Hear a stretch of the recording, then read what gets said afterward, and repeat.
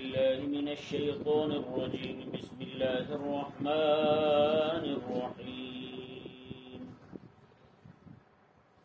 قل يا أيها الناس إني رسول الله إليكم جميعا الذي له ملك السماوات والأرض لا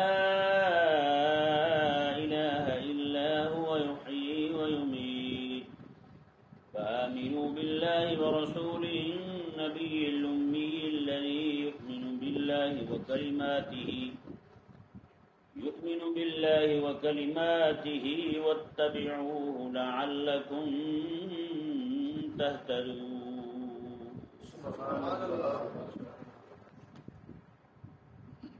اس آیہ مبارکہ کا تعلق بھی پچھلے مضمون کے ساتھ ہے.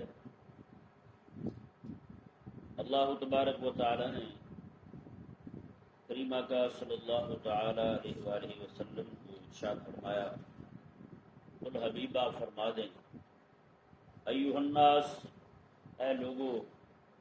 یہ ذہن میں رہے یہ ایھا الناس کا جو لفظ ہے یہ روئے عالم پر بسنے والے تمام انسانوں کو ہے.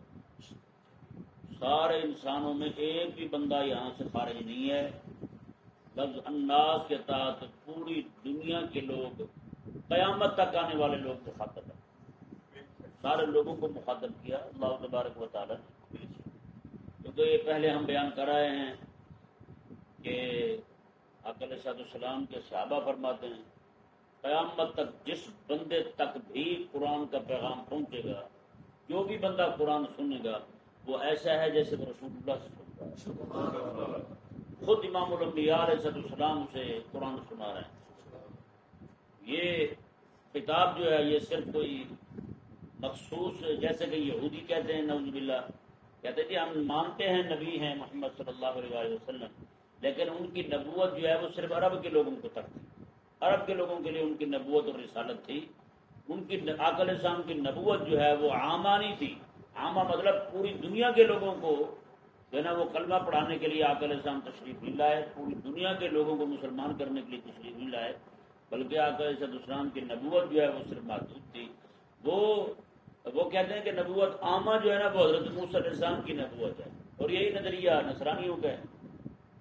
یہودی بھی موسیٰ علیہ السلام کو خاتم النبیین مانتے ہیں، نصرانی عیسیٰ علیہ السلام کو خاتم النبیین مانتے ہیں، جبکہ خالق اور مالک موسیٰ علیہ السلام کے بعد اتنے سارے انبیاء کرام علیہ السلام تشریف لائے.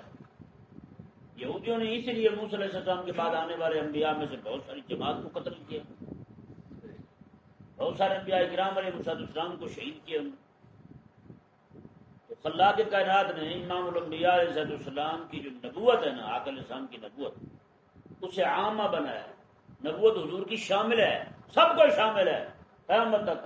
آقا علیہ السلام خود ارشاد فرماتے ہیں میں کہ جس بھی یہودی یا نصرانی تک یہ بات پہنچ گئی کہ اللہ تعالیٰ نے مجھے نبی بنا کے بھیجا، پھر بھی وہ نہیں مانا، پکا جہنمی ہے، جہنم جائے گا، جنت نہیں جا سکتا.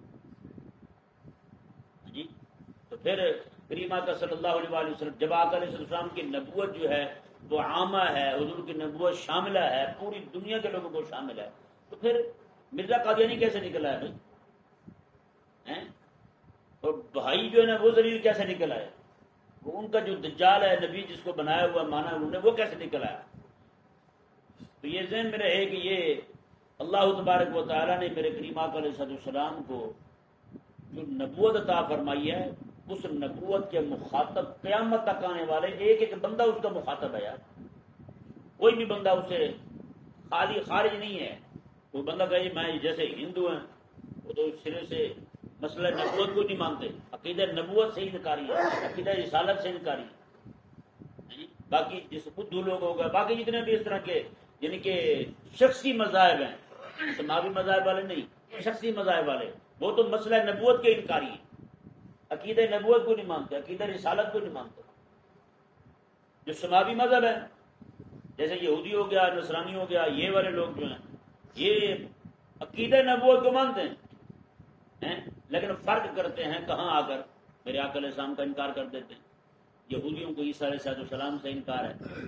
یہودی اگر عیسیٰ علیہ السلام کو مان لیتے تو وہ یہودی نہ رہتے. وہ بھی میرے آقا علیہ السلام کا انکار بھی کرتے تو نصرانی کہلاتے وہ بھی. لیکن انہوں نے وہی موسیٰ علیہ السلام تک ہی ٹھہر گئے، عیسیٰ علیہ السلام کو نہیں مانا۔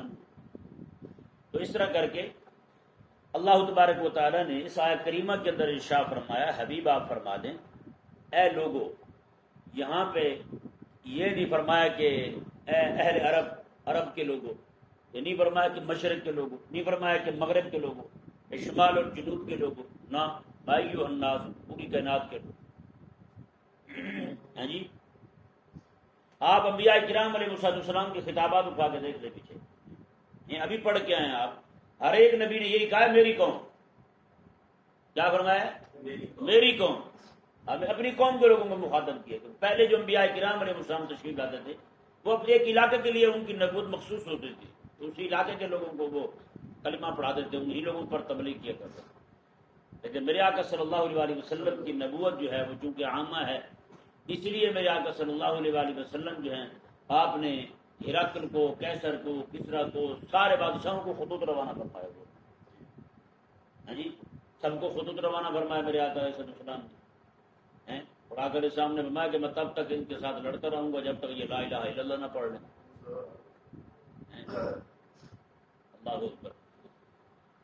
اللہ تبارک و تعالی نے ارشاد فرمایا انی رسول اللہ علیکم جمیعا، کہ میں قیامت تک آنے والے تمام لوگوں کی طرف رسول بن کے آیا، قیامت تک آنے والے تمام لوگوں کی طرف رسول بن کے تشریف لایا ہوں میں، کہ کس اللہ کا، الذی لہ ملک السماوات والارض، میں کہ جو زمینوں اور آسمانوں کی بادشاہی رکھنے والا ہے، جس کے ہاتھ میں زمینوں اور آسمانوں کی بادشاہی ہے، لا الہ الا هو یحیی و یمیت، فرمایا کہ اللہ کے علاوہ کوئی الہ نہیں ہے، وہی زندہ کرنے والا ہے، وہی موت دینے والا ہے، وہی زندہ کرنے والا ہے، وہی موت دینے والا ہے۔ فآمنوا باللہ ورسولہ النبی الأمی، اب اللہ تعالیٰ نے کہا کہ ایمان لاؤ تم اللہ پر اور اس کے رسول پر جو نبی امی ہیں، جو نبی امی ہیں، یؤمن باللہ وکلماتہ، وہ نبی امی جو ہیں وہ اللہ پر بھی ایمان رکھنے والے ہیں، وکلماتہ، اس کے شرعی احکامات پر بھی ایمان رکھنے والے ہیں، کلمات ہی، اس کے جو کلمات آ رہے ہیں اللہ تعالیٰ کی طرف سے، جتنے آ چکے ہیں جتنے آنے والے ہیں، سب پر ایمان رکھنے والے ہیں۔ اور اللہ تعالیٰ نے فرمایا کہ وَاتَّبِعُوهُ لَعَلَّكُمْ تَهْتَدُونَ، اور تم بھی ان کی پیروی کرو تاکہ تم ہدایت پا جاؤ، تم بھی ان کی پیروی کرو تاکہ تم ہدایت پا جاؤ۔ اللہ اکبر۔